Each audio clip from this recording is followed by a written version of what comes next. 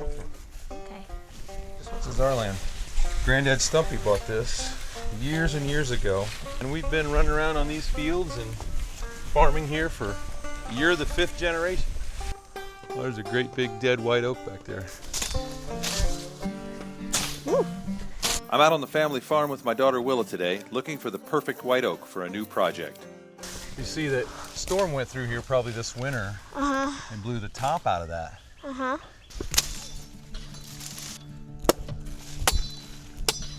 See that white oak? It's still solid. It's got a little rotten on the outside, but look right there.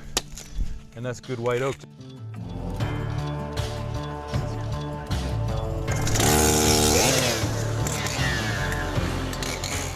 My grandfather always said, you know, just take what you need and leave some for the next guy. When I think about how my family has thought ahead and thought of future generations and not just about themselves. And I think there's a real good lesson there for all of us. Woo! Timber!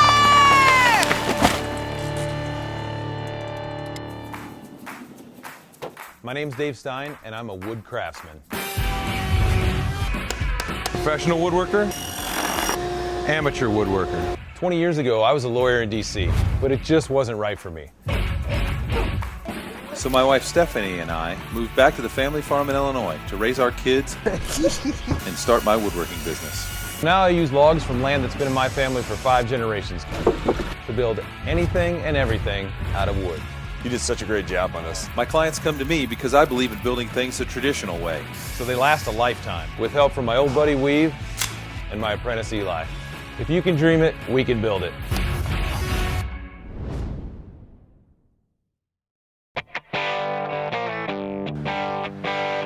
A client of mine asked me to build a small antique boat, just like he had when he was growing up. Whenever I get a new project, the first thing I do is figure out how it was built traditionally. It's cool just to get kind of immersed in the history of it. A local museum has a bunch of plans for traditional style boats, so I've asked my client to meet me here so we can check them out. We did a little bit of research and I was able to find a couple plans that kind of deal with this kind of stuff. Here's that photo of the boat that I grew up on. I'm looking for something that really kind of reminds me of the experiences that I had with my grandfather and kind of connects me to that period of my life. And I actually had my first beer on that boat with him when I was like 15 years old. Did your mom find out about that? She did not, but It's probably lucky. In the 19th century, if you wanted to get something across the river, you probably used a Mississippi River skiff. It's like a rowboat, but with a pointed front. These boats were super versatile. In the 1800s, fur traders would load them heavy with furs, and you could still navigate the twists and turns of the Mississippi River. Yeah, so it looks actually a lot like this. I really like the fact that you have this. We'll take that back to the shop and we'll sort of meld that with the plans that we've been able to find and then just do it. Dave Stein builds things the right way. Incredibly well crafted, true to history, and I just know that he's the guy that has to do this for me. My kids are getting back from camp in about 2 weeks, and I'm hoping you can have it done by then because I'd like to, surprise them. That is a tight timeline. Yeah. But I tell you what, man, I love the idea. I love that I'm doing it for you. We'll get it done. Yeah, I tell my clients all the time, the sky's the limit. We can do whatever you want. If I don't know how to do it, I'll call up one of my friends, bring him a 12-pack, and we'll figure it out. As long as the money doesn't run out, I'm your guy. I'm not a big fan of rushing any project, but if we can get this done on time, I'd love to do it for Aaron. So I called my team together to come up with a plan of attack. Hey! How'd it go? Got our work cut out for us. I showed these to Aaron and he likes the classic boat shape. There are 3 steps to building the boat. First, we're gonna build the frame or the skeleton. Second, we're gonna put on the bottom and then the transom, which is the back.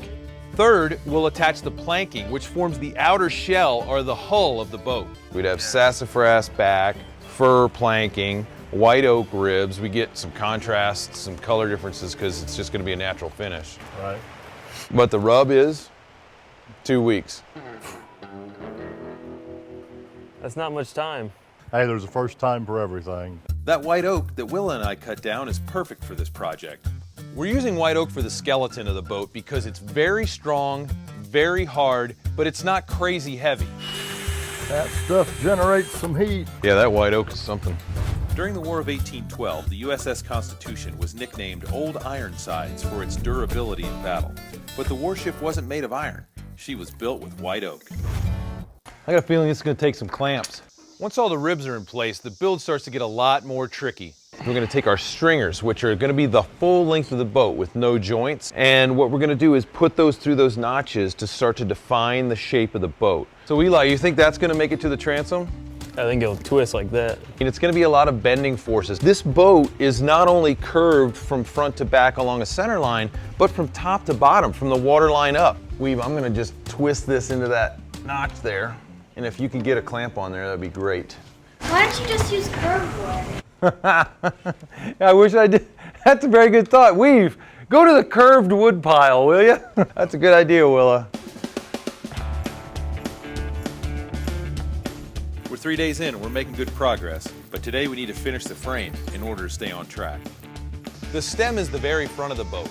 That's what's going to be banging into the docks. This stem needs to be incredibly strong, so we're definitely using white oak here. We need to attach this so that the front of this is even with the front of that.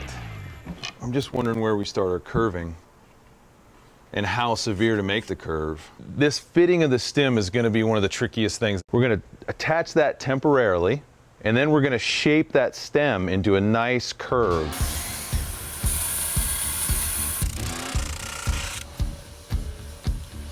So we need to get that fastened there, and then these have to wrap up to it. We're going to go ahead and we're going to glue that stem to the bottom of the boat, and now we're get to the point of no return.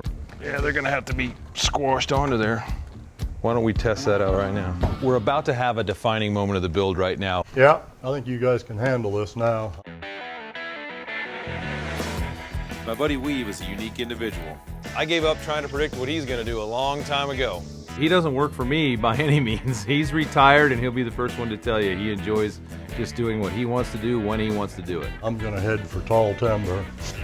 Sounds good. My primary consideration in working in a wood shop is that there's a refrigerator full of beer.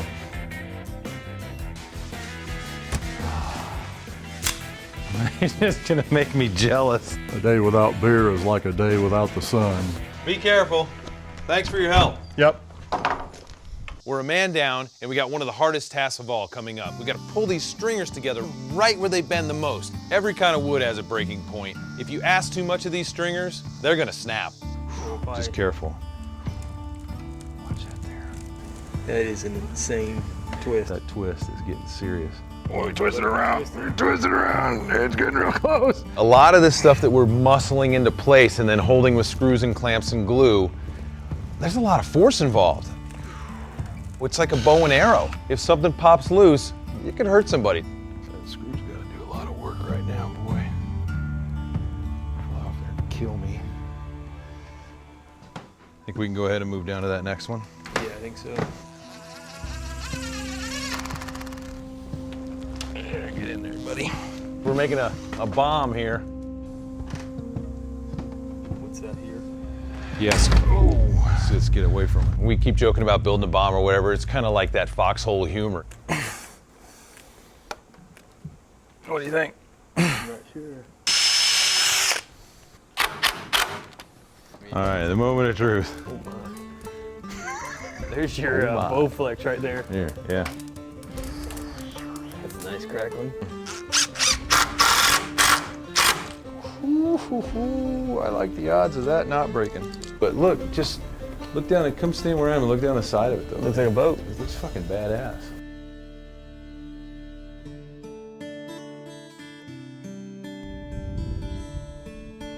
Good morning. When I was a kid, we did everything by hand right on the farm. You know, we cut our own timber, we butchered our own meat, grew our own vegetables, you know, built our own barns, repaired our own machinery. And I think there's a real good lesson there for all my kids. Bye. Oscar, breakfast! You know, when Oscar was born, he just came out of the womb kicking and screaming. Come on. And he pretty much has kept doing that. I'm drawing a picture, but you can't Oscar, see. put your phone Can't away. see it yet? Not yet. No phone at the table, you know the deal. I love bacon so much. Dave Stein loves bacon more than he loves me. I hate to admit that, but I think that might be true. All right, first round of bacon. Yay! It's crazy hot. Delicious. This is the world's best bacon. The key is to take one bite of egg with each bite of bacon. Shotgun. It's a perfect combination. I call Dave Stein because he's big enough to have two names. He's a Dave Stein kind of guy. You gonna eat your egg? No, you can have it. Okay. When my dad's around, we do not end up with absolutely any leftovers. You remember when we sent bacon to our friends who got married? Yeah. And they said it was by far their best. We did that a couple times. That was our default wedding gift for a long time, is sending 50 pounds of bacon.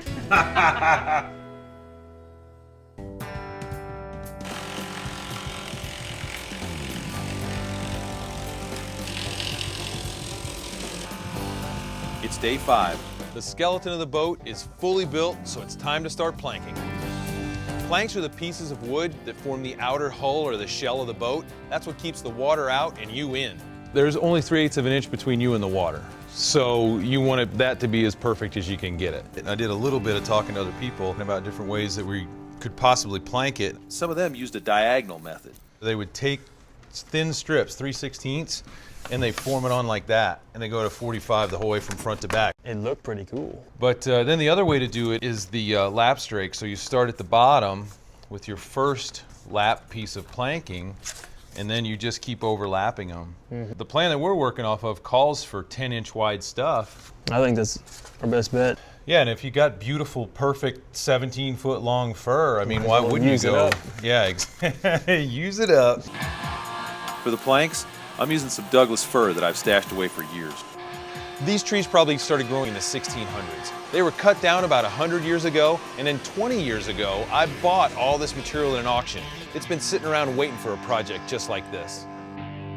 We've got the straight line down, and we'll just try to follow this rib. We need this Douglas fir to bend lengthways, but also across its width. So it's corkscrewing while it's corkscrewing. I'm just gonna go wherever it looks like it needs a little help, I'm gonna help it. You know, a lot of people use steam bending today, but skiff builders along the Mississippi River used a method called cold form bending, which gives you a more precise curve without affecting the integrity of the wood. The moment of truth will be when we clamp that material to the transom and then start to wrap it around and see how it's going to lay on the boat. It looks a lot better. It's a hell of a lot better. Oh, shoot. Yeah, ask too much of it.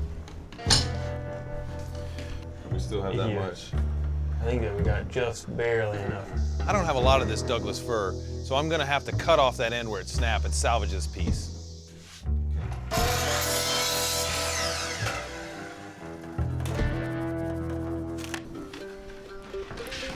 Let's span this. Yeah, the whole entire thing. Yeah. No, we're trying to bend the wood, bending and bending and bending. It looks like it might quite make it. Oh, Motherfucker.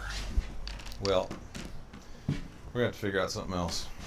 It made them small and just locked them into each other and then Oh, you're talking covered about the whole thin thing. strips? Yeah. We might have to do thin strips. We do still have a little bit of thickness we can take away from here that'll give us a little bit more flexibility. The narrower the wood is, the less it has to corkscrew in two different ways. By cutting it down from 10 inches to 7 inches, I'm really hoping it'll be able to corkscrew into place. Pull this back, sit up on top. What is it when you do the same thing over and over and you expect a different result? What's that? Isn't that insanity? Well, it looks like it's gonna work out. Oh, whoa. Okay. That is not gonna work.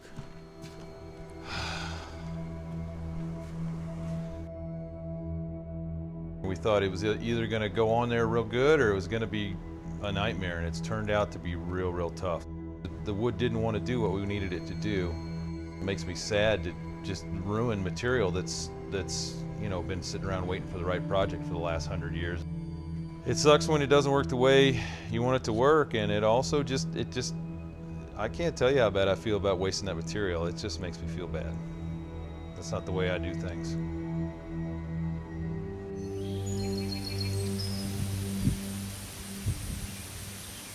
The great thing about working with Eli and Weave, when you run into problems, they know how to lighten the mood. Eli and I are just busting our butts, running around like chickens with their head cut off. Look over to Weave. He's just chilling out. What are you working on over there, Weave? High capacity beer mug. Why are you building a beer mug? Yeah. I can't imagine you'd want to slow down the process by putting it in a mug. Well, if I can pour 3 or 4 beers in that, that'll keep me from having to go to the cooler so frequently. One of the advantages of not being employed by anyone is the fact that if I want to build a beer mug, I can build a beer mug. Sometimes I wake up in the morning and I think to myself, I'm not going to do anything today, so I don't.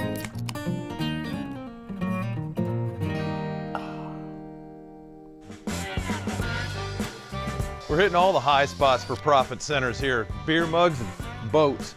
I figure I'm going to do more drinking than floating. What I'm going to do with this beer mug is use the barrel stave approach. Put these pieces together so it'll form an octagon. And I'm going to sand the sharp edges off, make the outside round, and probably just leave the inside octagonal. The bottom are made of sassafras. You don't think it'll flavor your stag, do you? Sassafras tastes good.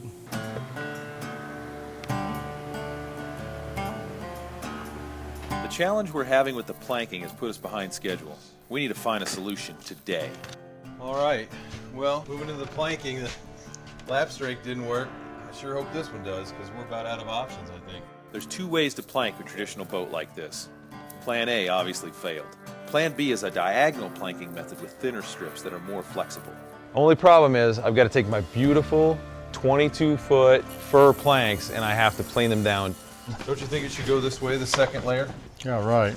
I'd say what we need to do is just clamp both ends and then we'll drill and tack and then move to the next one. There's still a tremendous amount of bending. If I had to come up with a plan C, I guarantee you we would meet the deadline.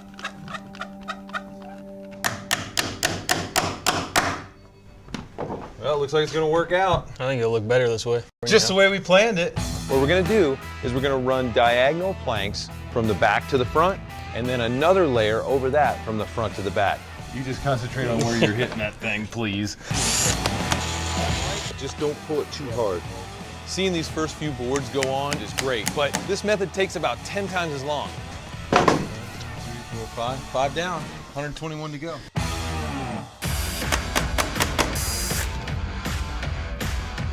Eli's a young guy, he doesn't care about the hours. He'll start early, he'll go late. If he ever gets a girlfriend, I'm gonna be in a world of shit.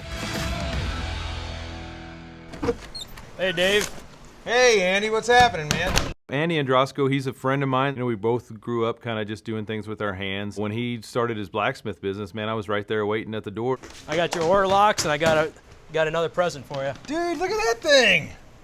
Awesome! See, every boat's got to have an anchor. I asked Andy to make these traditional iron oar locks, just like these boats would have had 150 years ago. Those are pretty nice. Yeah, those are really nice. So you hand forged this. Yep, hand forged that and forge welded onto the pin. Forge welded, and that's a separate pin. Trying to keep it all traditional. Coated all these with beeswax to keep them from rusting. I got one piece here. I got a coat still because I ran out of acetylene on my torch. Well, we got one over here. You can use it. No problem. Andy looks like a blacksmith. I think he gets most of his street cred just from the fact that he's got a big beard and he's a big barrel-chested guy. You have to have a beard if you're gonna make stuff with your hand. So basically I'll heat all this up, which actually burns off some of the scale. You can see it falling off. Right. That's just from forging. Do you apply the beeswax immediately then? You can see it once I put it on there, it starts soaking back in there. In my younger days, I tried raising bees, but then the moths came along and wiped them out. I think we're about done.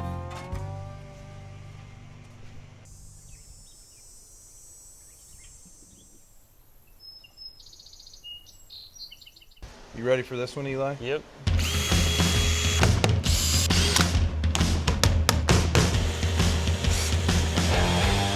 We're finally finished with that second layer of planking, and now we're ready to start waterproofing. Oh man, that's so sticky.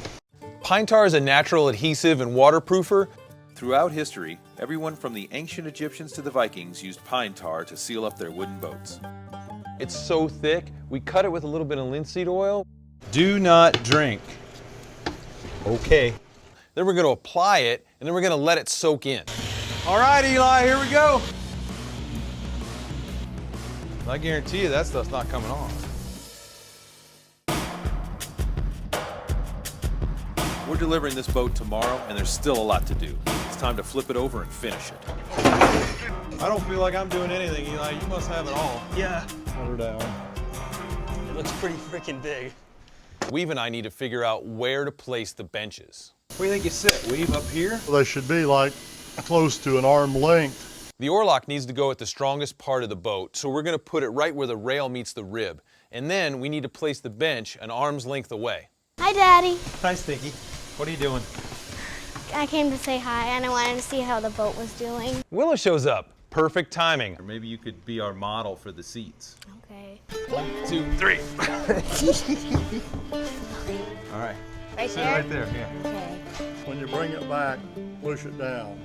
Weave comes off as a little gruff, kind of crotchety or whatever. He loves animals, and he loves kids. The end of this handle should almost be do a circular motion, see? That's good. Have you ever taught? No. Checklist. Eyes, ears. Are they too big? What? Will you take this one over by the planer? So Will and I found a couple pieces of walnut here in the stacks. Go stand on the other side. We ready? Yeah, I wasn't drawing. Okay, here we go. I was struggling with a problem like this one time, and my granddad Stumpy said, you know, I got just a tool for you, and pulled out this one and gave it to me. So maybe someday I'll give it to you. We're going to use an angle gauge. This one, in this case, is one my grandfather gave me. 88 degrees. So we're only 2 degrees away from 90 degrees, which is a square.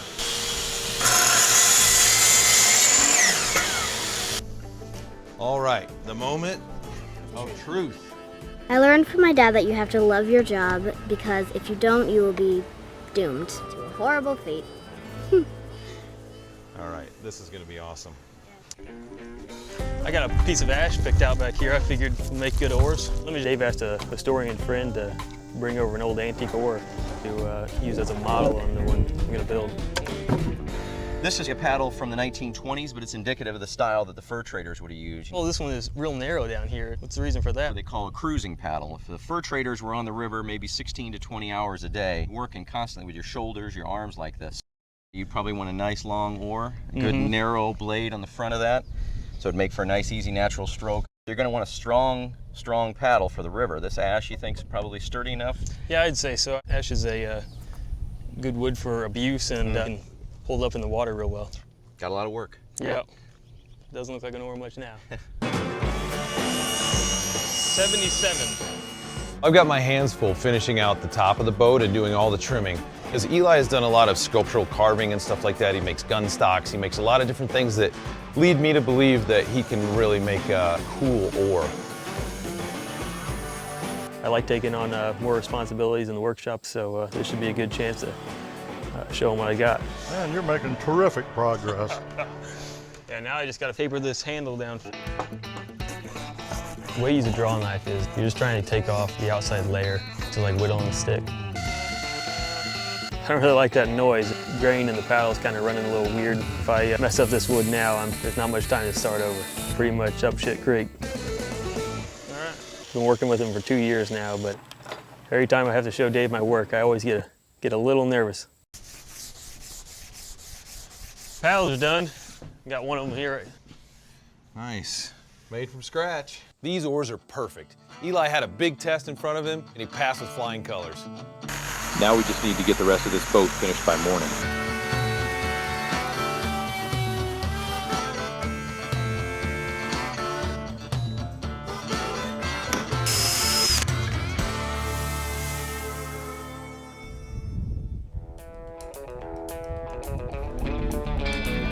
The big day is here, and I'm so excited that we're able to bring a part of history back to life. I hope Aaron loves this boat as much as I do. Good to see you. Hey, good to see you, man. Thanks again. Oh no, excited to see it. You ready to check it out? 2 weeks ago, all we had was this old photo of Aaron's. Now, we have a cool antique Mississippi River skiff brought to life. Wow, that's fantastic. That's great. We just set her down.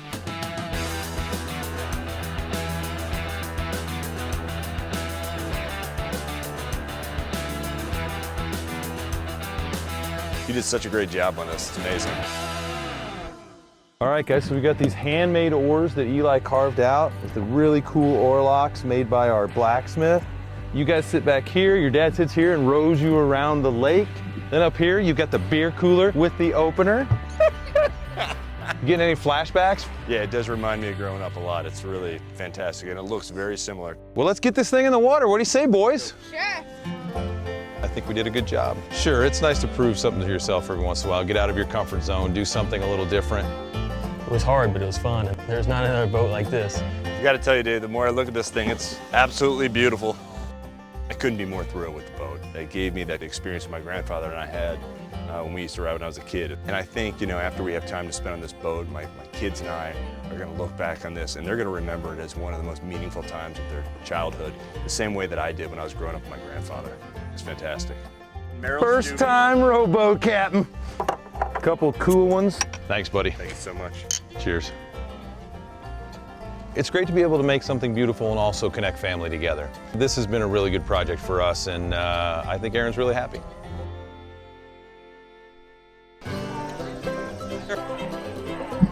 Today we're having our annual pig roast. You know, it's a real family affair. We've got me and my wife, the kids, my mom's involved, everybody pitches in. This is like your Easter ham. This is the bacon. Who wants bacon? Okay, bacon, bacon, bacon, bacon, bacon. Everyone loves bacon.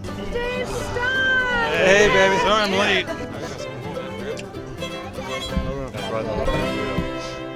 And here's to Dave Stein for building a gorgeous boat.